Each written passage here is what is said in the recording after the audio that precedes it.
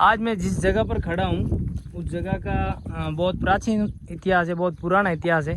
और ये जो पत्थर से बने हुए डिजाइन के, इसके बारे में ये क्या है और महाभारत कालीन बताए जा रहे हैं। तो भाई साहब जुड़े हुए हमारे साथ। भाई साहब नमस्कार। बिल्कुल बिल्कुल सर, ये आप देख रहे हो, इसको घाना कहते हैं जी, ठीक है ना।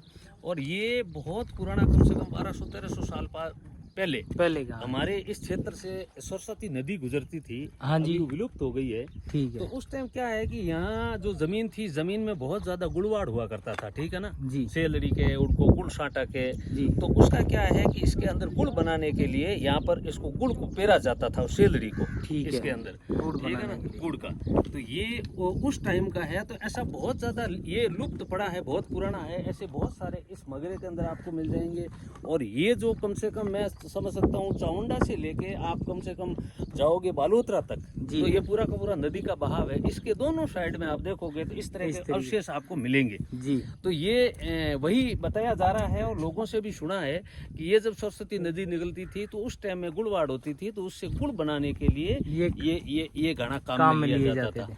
तो इस तरह की बहुत अवशेष आपको मिल जाएंगे। उस टाइम क्या यहाँ पर गन्ने की फसल हुआ करती थी? गन्ने की फसल हुआ करती, लोग नदी के किनारे, नदी के किनारे, उसी से गुड़ बनाया जाता देसी था। गुड़ बनाया जाता था, लड्डू वाला देसी गुड़ बना के आसपास के क्षेत्रों में यहाँ से एक तरह का प्रोडक्शन होता था। पूरे राजस्थान में भी जाता था और भारतवर्ष भारत में जाता था, पंजाब हरियाणा में।